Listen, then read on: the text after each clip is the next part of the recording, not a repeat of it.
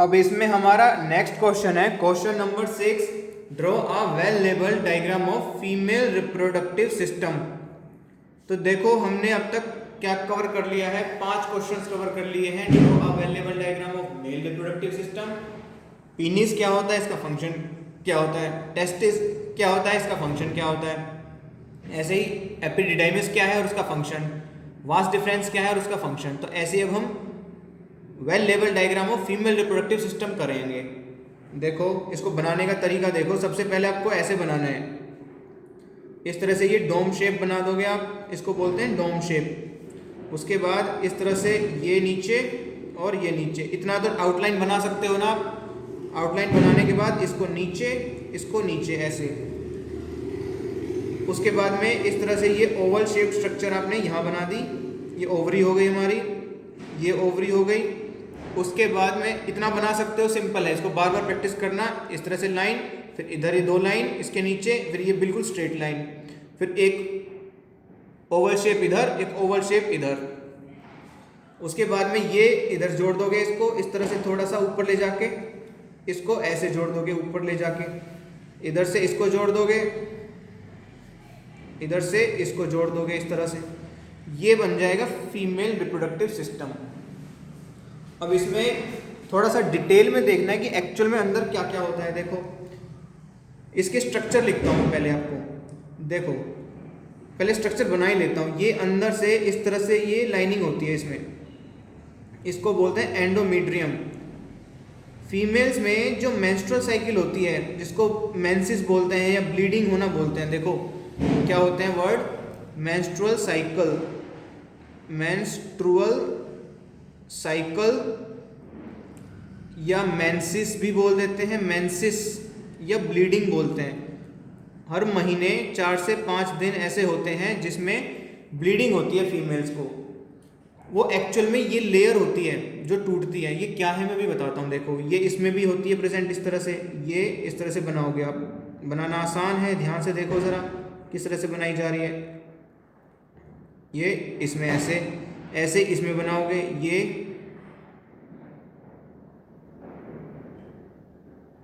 और ये आगे गई, ये आगे कंटिन्यू करनी है इसमें इस तरह से, ये कंटिन्यू और ये कंटिन्यू, ऐसे ही इधर कंटिन्यू करनी है, आगे ये कंटिन्यू। अब नेम लिख देते हैं और मैं आपको बताता जाता हूं आगे क्या क्या है। देखो ये है ओवरीज, ये एक ओवरी। तो ये डायग्राम जिस तरह से बनाया हुआ है ना, ऐसे है जैसे आपके सामने कोई फीमेल है, आपके सामने कोई फीमेल है तो उसकी लेफ्ट ओवरी ये वाली है ना, जो एक्चुअल में आपके अकॉर्डिंग राइट है, तो उसकी लेफ्ट ओवरी ये है, ऐसे ये वाली उसकी राइट ओवरी है। तो डायग्राम हमेशा जितने भी किए हैं हमने, digestive, respiratory system, circulatory system, excretory system और अब ये फीमेल रिप्रोडक्टिव सिस्टम, इसमें फ्रंट से जो दिखता है ना, फ्रंट वेंट्रल व्यू होता है, एक होता है डोर्सल पीछे का, एक होता है वेंट्रल आगे का। तो वेंट्रल व्यू दिखाते होते हैं, वेंट्रल व्यू की तरफ से होता है, तो उस फीमेल का लेफ्ट एक्चुअल में आपका राइट है, तो हमें उसके अकॉर्डिंग चलना है, तो इसलिए ये लेफ्ट ओवरी और ये राइट ओवरी। अच्छा, उसके बाद में ये है यूट्रस, जो ये पोर्शन है बीच का, इसको बोलते हैं यूट्रस। क्या है ये, यूट्रस।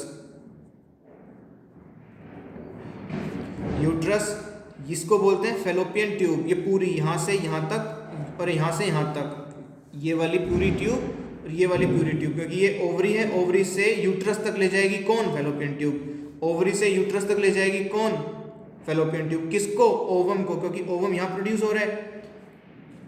ये है फेलोपियन ट्यूब, फेलोपियन ट्यूब और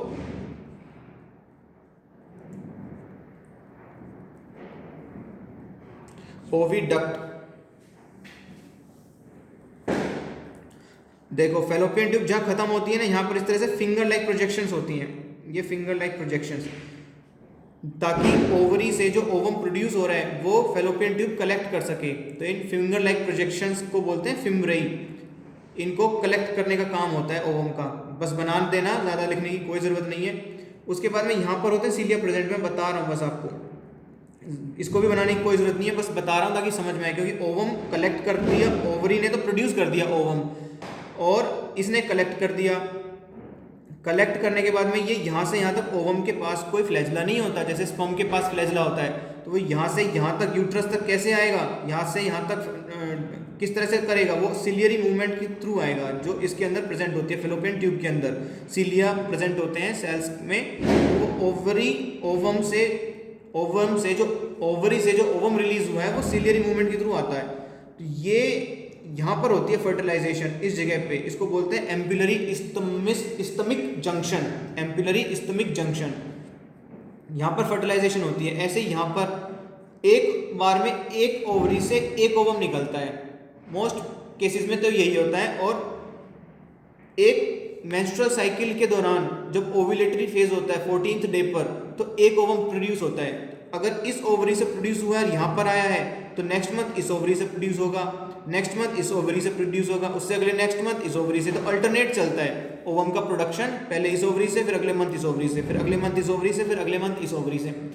तो आपको ये चीज़ मैंने बताई। देखो जो मेंस्ट्रुअल साइकिल है ना, मेंसेस या ब्लीडिंग, वो एक्चुअल में इसकी ब्रेकडाउन होती है। यहाँ पर ये हाईली वास्कुलर स्ट्रक्चर होती है यूट्रस के अंदर, इसको बोलते हैं एंडोमेट्रियम। ये स्ट्रक्चर क्या है, एंडोमेट्रियम।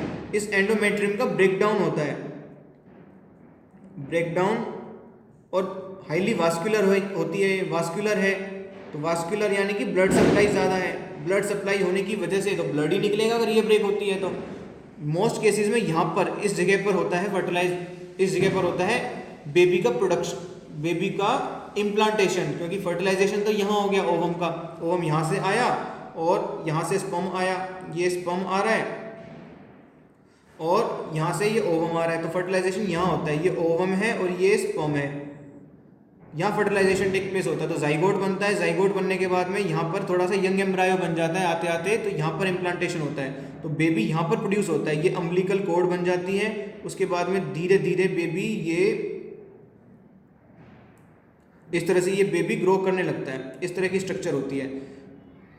आई होप आपको समझ में आ रही है। धीरे धीरे ग्रो करता जाता है, सिर इसका नीचे आता चला जाता है। और ये जो पोर्शन है ये है सर्विक्स, ये जो मैं डार्क दिखा रहा हूं इधर,